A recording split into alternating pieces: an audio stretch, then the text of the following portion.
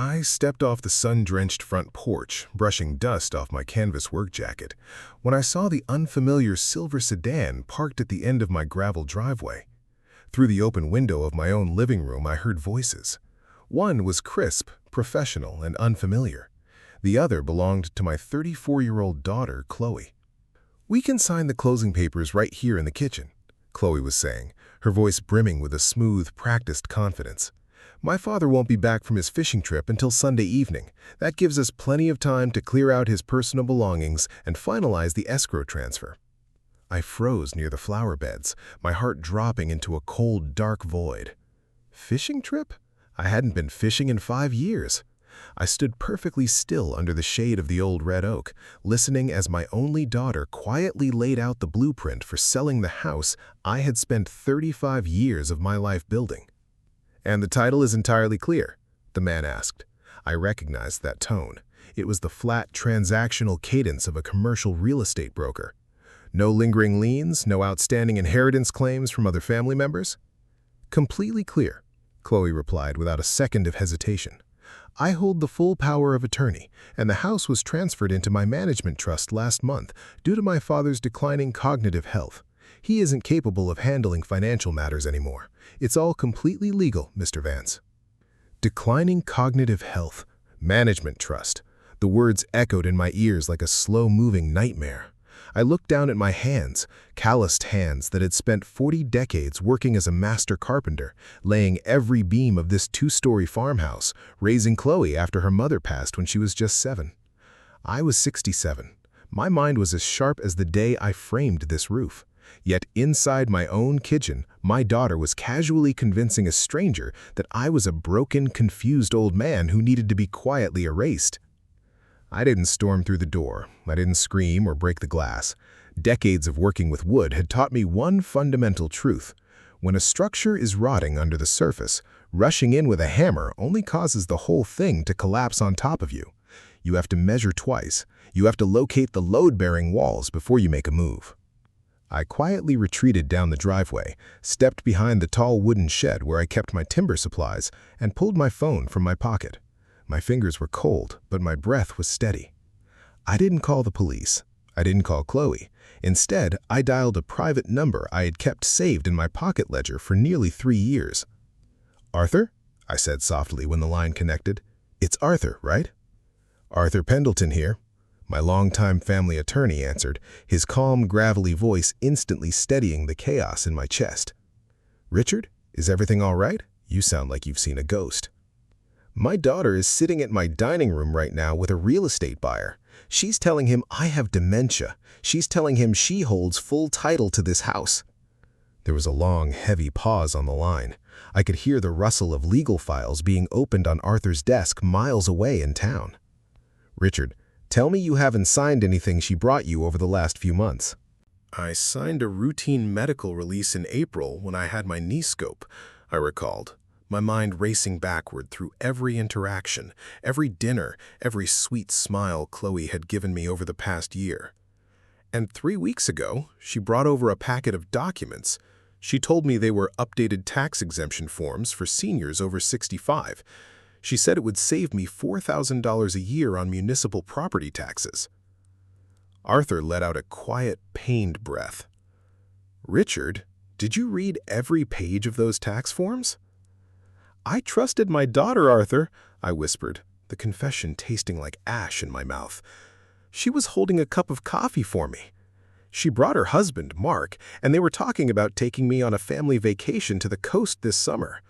I skimmed the front page, saw the municipal crest, and signed where she pointed." "Listen to me very carefully, Richard," Arthur said, his tone turning dead serious. "Do not confront her right now. Do not go inside that house. If she realizes you know what she's doing, she will execute an emergency temporary guardianship motion before the sun sets today, using those fraudulent medical waivers to lock you out. Where are you right now?" "Standing behind my workshop, looking at the house I built for her." "Walk to the main road, call a cab, or walk down to the diner on 4th Street. I will meet you there in 20 minutes. We need to check the county land records immediately." 10 minutes later, I was sitting in a booth at the back of Miller's Diner, staring down at a white ceramic mug of black coffee. My hands were perfectly still on the table, but inside, my world was crumbling. I kept remembering Chloe as a 7-year-old girl holding my thumb with her tiny hand at her mother's funeral, promising me that we would always take care of each other. I remembered working 60 hours a week at the lumber yard, coming home with bleeding knuckles just to make sure she had private tutoring, a safe neighborhood, and a college fund that left her with zero debt when she graduated. When Arthur walked into the diner, his leather briefcase looked heavier than usual. He sat down across from me, adjusted his glasses, and laid a single sheet of paper on the formica table. "It's worse than we thought, Richard," Arthur said quietly. "He didn't just file a tax exemption form. Embedded within that packet was an irrevocable power of attorney transfer paired with a quitclaim deed assigning ownership of your 4-acre parcel to a newly formed entity called Willow Ridge Holdings, LLC." I looked at the corporate document. Willow Ridge Holdings. Who owns that LLC? Chloe is listed as the managing director, but her husband, Mark, is listed as the chief financial officer. And there's a second signature on the corporate filing from 2 weeks ago. Who? I asked, leaning forward. Your son-in-law's brother, Greg, Arthur revealed, watching my face closely. The developer who lost his license in the neighboring county 2 years ago for land speculation fraud. A cold shudder went down my spine. This wasn't a sudden mistake by a desperate daughter. This was a calculated, multi-person conspiracy. Mark, Greg, and Chloe had been planning this for months. They hadn't just targeted my house. They wanted the entire 4-acre lot because it bordered the new commercial highway corridor.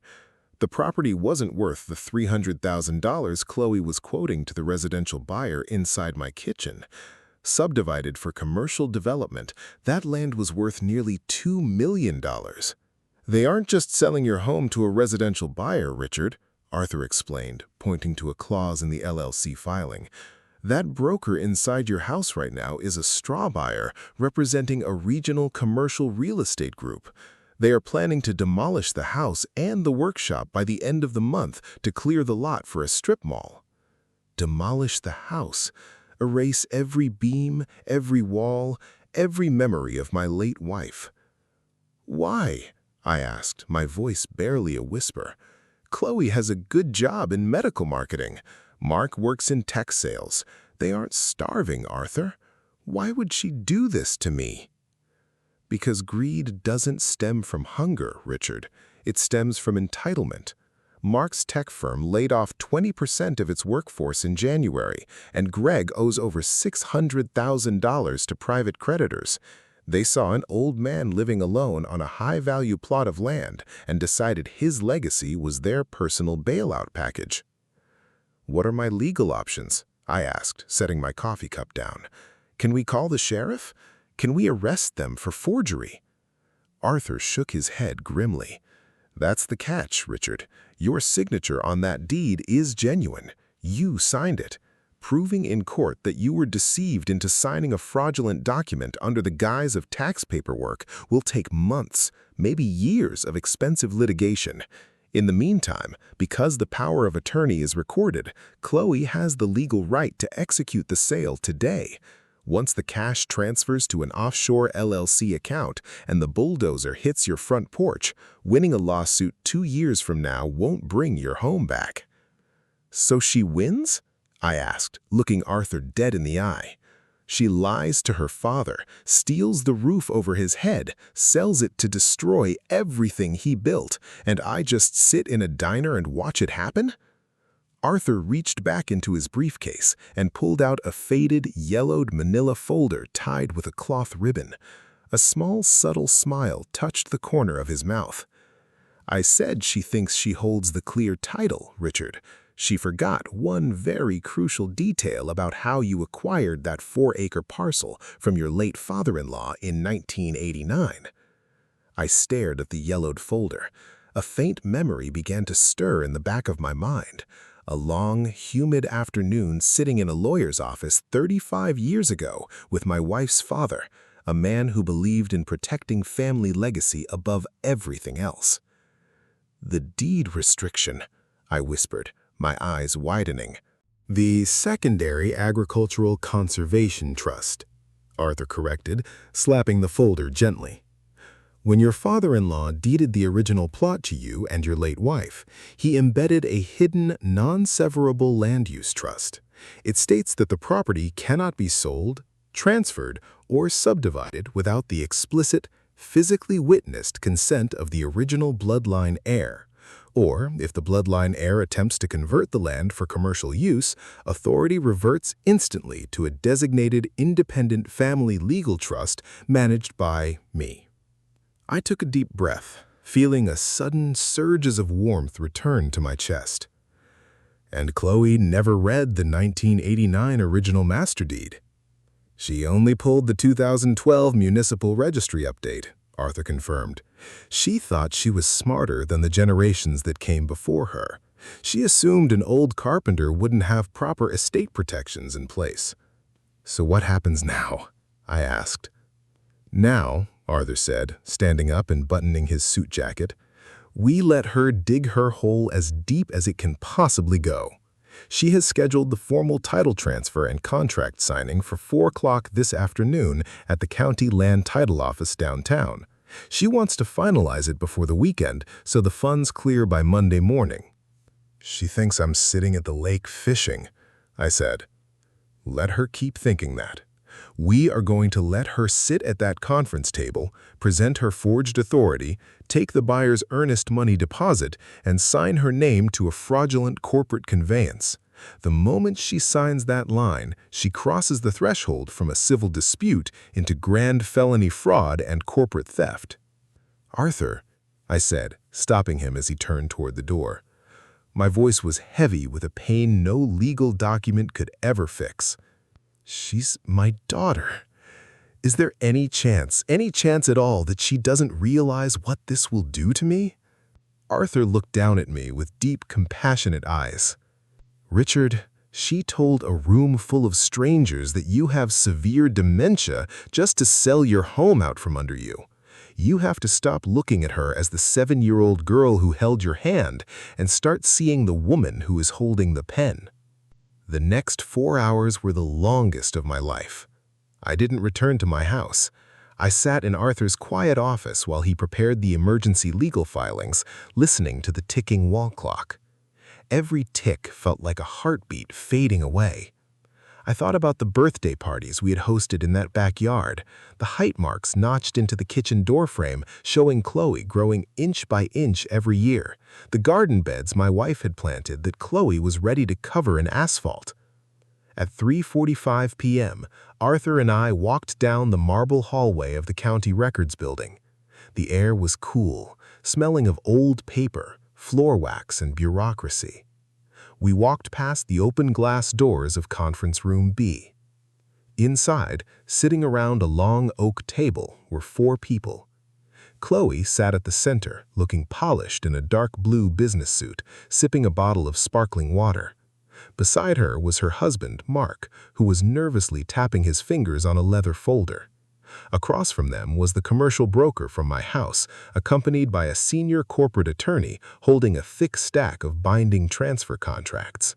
"We just need your final signature here, Mrs. Vance Miller," the corporate lawyer said, sliding a pen across the table toward Chloe. "Once this master conveyance is signed, the $400,000 non-refundable earnest check will be deposited directly into Willow Ridge Holdings' account." Chloe picked up the pen. A small, triumphant smile played on her lips. "My father worked hard for this land," she said, her voice sounding sickly sweet, fake, and completely devoid of soul. "It brings me great peace to know that his assets will finally be managed properly now that he's no longer capable of understanding his own affairs." Mark reached out, squeezing her hand in celebration. "You did the right thing, honey. He'll be much happier in the assisted living facility in the city."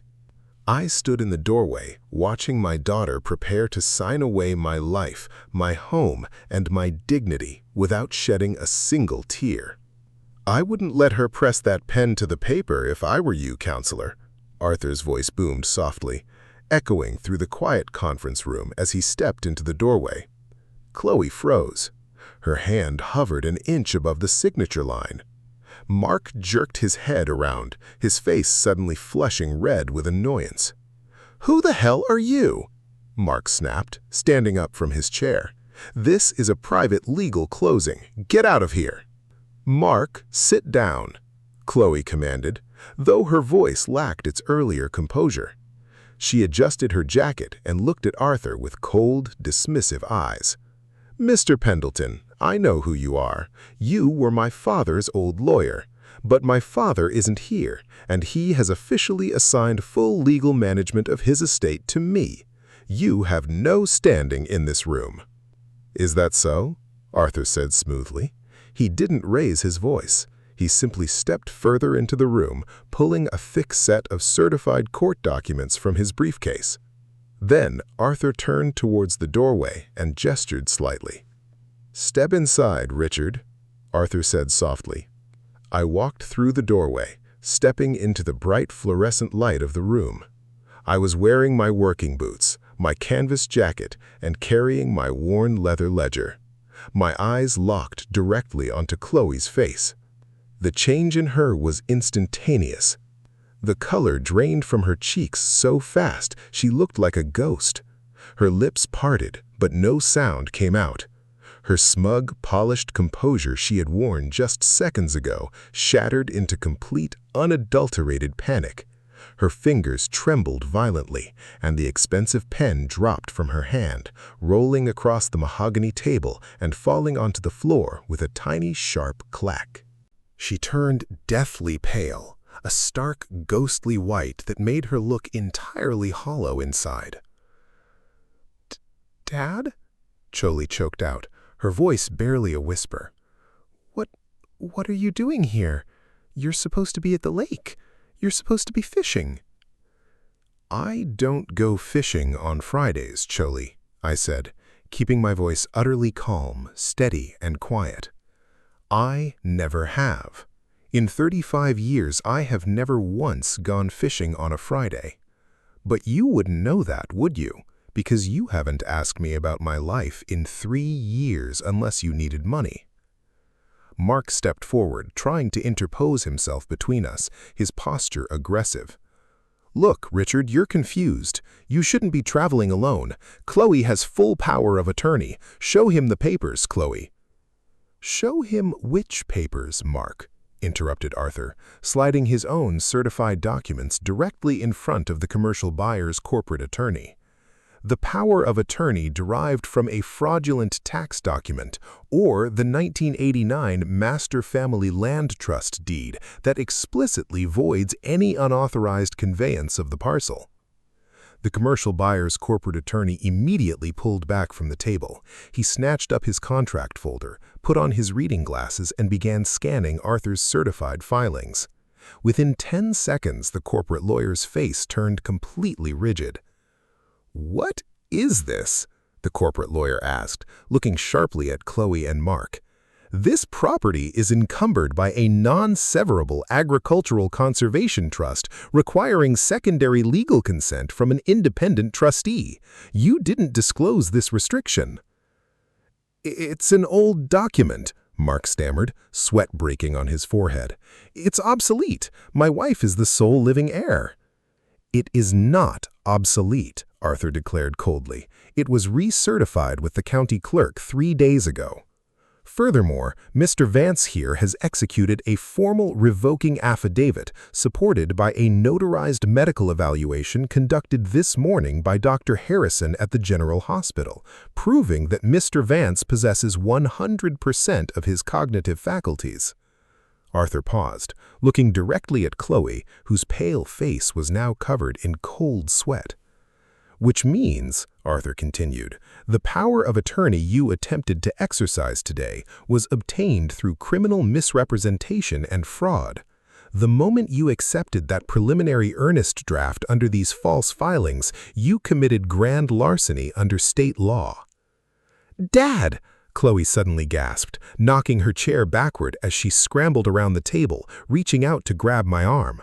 Her eyes were wide, filled with tears that looked far more like terror for herself than love for me. "Dad, please, listen to me. Mark made me do it. He said we were going to lose our house. Greg owed money to dangerous people, Dad. They were threatening us. I was going to buy you a beautiful condo in the city. I swear I was going to take care of you." I looked down at her hands holding my canvas sleeve, the very sleeve I had worn while building the desk she used to do her homework on. "You told a stranger I was losing my mind, Chloe," I said, my voice crackling with an overwhelming, crushing sorrow. "You sat in the kitchen your mother died in, and you planned to tear it down for a strip mall." "Dad, please," she sobbed, dropping to her knees right there on the commercial office carpet, squeezing my coat. "I'm your daughter. I'm your little girl. You can't let them arrest me. Please, Dad, tell them it was just a misunderstanding. Tell them you gave me permission." Mark stood frozen by the window, his jaw hanging open, completely abandoning his wife to save himself. The commercial broker and his lawyer were already packing their briefcases, hurrying toward the exit to distance themselves from the crime scene. I looked down at Chloe kneeling at my feet. For months, I had wondered what I would feel if I ever caught her in a lie. I had expected anger. I had expected rage. But looking at her now, desperate, pathetic, reduced to begging not out of love, but out of fear of consequences, I felt only a profound, hollow emptiness. "I gave you everything I had, Chloe," I said softly, stepping backward out of her grip. "I gave you my youth, my hard work, my sweat, and my love. But I will not let you burn down my life to pay for your lies." Arthur stepped beside me and placed a crisp white folder on the table. "Sheriff's deputies are waiting downstairs in the lobby. You and your husband have 15 minutes to sign a complete, voluntary surrender of all claims, voiding the fraudulent deed. Or we hand this complete evidence file to the district attorney's financial crimes unit." Mark rushed forward, snatching the pen off the floor. We'll sign whatever you want. Just keep the police out of this." He slapped the surrender form onto the table, furiously signing his name before shoving the paper toward Chloe. She sat on the floor for a long moment, weeping hysterically, realizing that the house, the money, the land, and her father's trust were gone forever. Slow, trembling, she pulled herself up, took the pen from her husband's shaking hand, and signed her name at the bottom of the page. 10 minutes later, Arthur and I walked out of the county records building into the cool, late afternoon air. The sun was beginning to dip below the horizon, casting long golden shadows across the stone steps. "It's over, Richard," Arthur said quietly, placing a warm hand on my shoulder. "The deed is restored. The trust is locked tight. No one can ever touch your home again." "Thank you, Arthur," I said, looking out at the passing cars. "For everything." "Where will you go now?" he asked gently. "Home," I said simply. "I'm going home." I drove my old pickup truck back down the long highway, turning onto the gravel driveway as the dusk settled over the trees. The silver sedan was gone. The house stood silent against the darkening sky, its tall wooden beams standing strong and proud against the evening wind. I unlocked the front door with my own key, stepped inside, and turned on the small lamp in the entryway. The house smelled of dried pine, old books, and memories. I walked into the kitchen, turned on the kettle, and waited in the quiet gloom as the water began to warm. I pulled out a single porcelain cup, the one my wife had bought for us on our 10th anniversary, and made a simple cup of black tea. I walked into the living room and sat down in the wooden rocking chair I had carved by hand 30 years ago. On the side table sat a small framed photograph of a young Chloe sitting on my shoulders in the backyard, both of us laughing under the bright summer sun. I picked up the frame, held it in my lap, and traced the glass with my thumb. The house was safe. The land was saved. The walls I had built would stand for another 100 years. But as I sat alone in the quiet, listening to the gentle ticking of the clock on the mantel, I knew that the hardest part of building a home isn't laying the foundation. It's learning how to live inside it after the people you built it for have torn their own way out.